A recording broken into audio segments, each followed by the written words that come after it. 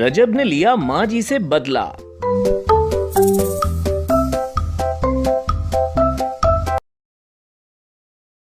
रजब भट्ट और माँ जी आज घर की छत पर बैठे थे। कच्ची कच्ची कच्ची कच्ची पक्की पक्की पक्की पक्की कर ले हुण मेरे नाल यारी, कर ले हुण मेरे नाल यारी। जा सजना वे सद काउंसलर नू मैं जिंद तेरे नाल लावां। कच्ची कच्ची कच्ची कच्ची पक्की पक्की पक्की पक्की कर ले हुण मेरे नाल यारी। रजब अली, ये क्या गाने का कोई सर पैर ही नहीं है, क्या गा रहे हो? जानी ये गाना लंगड़ा है। लगता है तूने टांगे तोड़ी हैं इसकी। नहीं नहीं मम्मा जी, आजकल ये काम चाहत साहब कर रहे हैं। टांगे क्या, वो तो गाने के बाजू भी तोड़ देते हैं। ओए बगैरत, तो चाहत साहब की बेइज्जती कर रहा है। नहीं मम्मा जान, जब उनके गाने हम सुनते हैं तो हमें लगता है हमारी बेइज्जती हो रही है।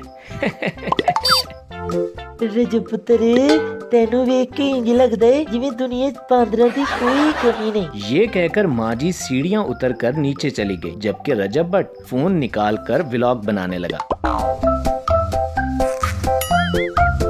अस्सलाम वालेकुम जी, क्या हाल है जी सबके? उम्मीद है सब ठीक ठाक होंगे। तो सीन कुछ ऐसे हैं कि मेरी और डक्की वाली वीडियो, अगर आपने वो वीडियो नहीं देखी तो वो वाली वीडियो भी जरूर देखना। उसमें आपने देखा था कि माँ जी ने एंड पे हमारी सुलह करवा दी थी, लेकिन उन्होंने मुझे ज्यादा फेवर नहीं किया, तो मैं थोड़ा सा नाराज हूँ उनसे और आज मैंने उनसे लेना है बदला। अब मैंने माँ जी से क्या बदला लेना है, बस देखते जाओ। रजब ने फोन बंद किया ही था कि माँ जी की आवाज आई।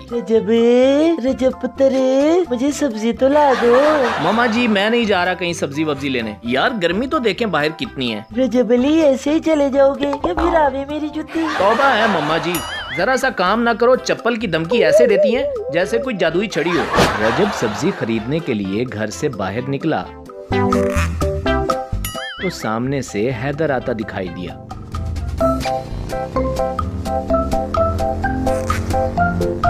ओए शुरली, किधर जा रहा है? तू बता, कहाँ जा सकता हूँ तेरे हिसाब से? माँ जी ने सब्जी दही या घर की कोई और चीज लेने भेजा होगा। और तेरे मूड के हिसाब से लगता है जबरदस्ती भेजा है तुझे। क्यों बट ठीक कह रहा हूँ ना मैं? हाय कितना समझदार हो गया यार तू मेरे साथ रहकर, नहीं तो पहले खाली खोपड़ी लेकर घूम रहा था।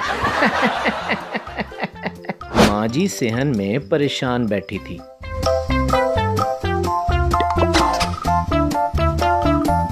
बहुत देर गुजर गई थी लेकिन रजब सब्जी लेकर वापस नहीं आया था।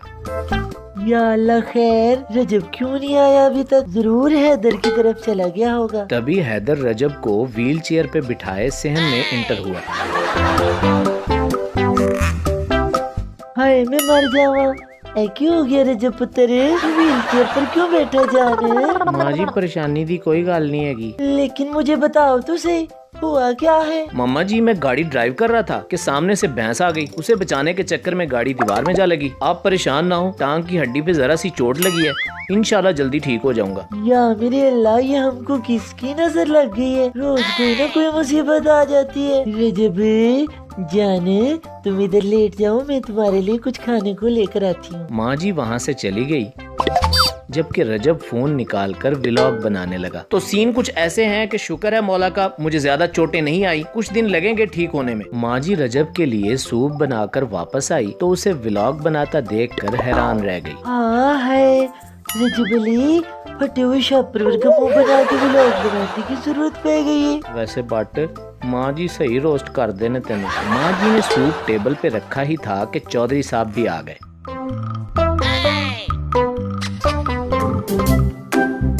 और रजब पुत्र, तुमने तो आने की जहमत करनी नहीं होती, मैंने सोचा खुद ही खैर खबर ले आऊं जाकर। बात करते करते चौधरी साहब की नजर व्हील चेयर पे पड़ी।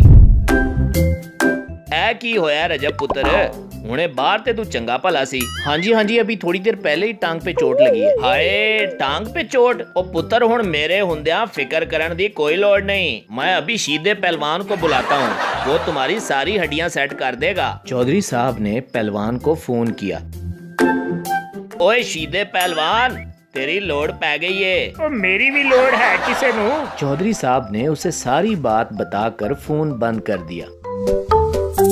बहन जी अभी आ रहा है वो रजब पुत्र, तेरी टांग का ऐसा इलाज करेगा कि तू सारी जिंदगी याद रखेगा। रजब सारी सूरत हाल पे परेशान हो चुका था। तभी वो हैदर से बोला, हैदर जल्दी कोई जुगाड़ लगा, नहीं तो चौधरी साहब ने बैंड बजा देनी है आज। अच्छा मैं कुछ करता हूँ। तभी शीदा पहलवान हाथ में डंडा पकड़े घर में दाखिल हुआ। किसकी टांग तोड़नी है चौधरी साहब? मेरा मतलब है जोड़नी है। लेकिन इस डंडे का क्या काम है यहाँ? रजब पुत्र जिथों तेरी लाती हड्डी टूटी है ओनू कोट कोट के सीधा करना है। रजब को बचने की कोई उम्मीद नजर नहीं आ रही थी। अचानक वो हैदर से बोला, हैदर भाग, जल्दी भाग यहाँ से।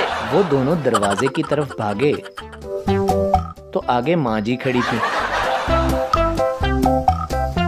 अच्छा तो रजब अली ये मजाक था। अल्लाह भला करे चौधरी साहब का, जिन्होंने पहले ही मुझे तेरे प्लान के बारे में बता दिया था। फ्लैशबैक।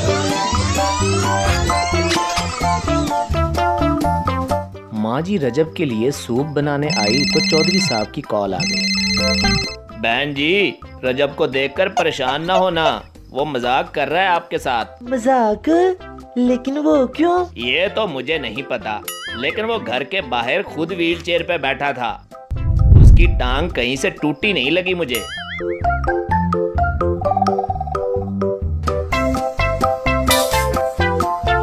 तेरी प्रैंक की तो ऐसी की तैसी, बताएंगा ऐसी चवल मारेगा। अब रजब आगे आगे और माँ जी पीछे पीछे जूता लेकर भाग रही थी।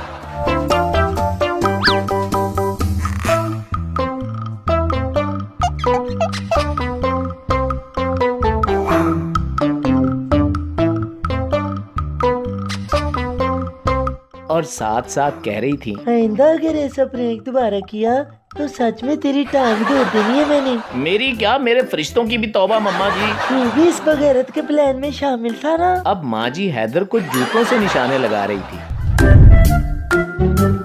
माँ जी हुण छड़ दो, आंदा मैं इस चौल दा साथ कदी नहीं देवांगा। माँ जी ने रजब और हैदर की खूब धुलाई की। उन्होंने आइंदा माँ जी से कोई प्रैंक करने से तौबा कर ली। चौधरी साहब और शीदा हंस रहे थे। तो सीन कुछ ऐसे हैं कि मेरा तो सीन ऑफ हो चुका है। जैसा कि आप लोगों ने देख लिया कि मेरे प्रैंक की बैंड बज चुकी है, ऊपर से लितर परेड भी खूब हुई। आप लोगों को स्टोरी कैसी लगी कमेंट करके जरूर बताइएगा। अल्लाह हाफिज।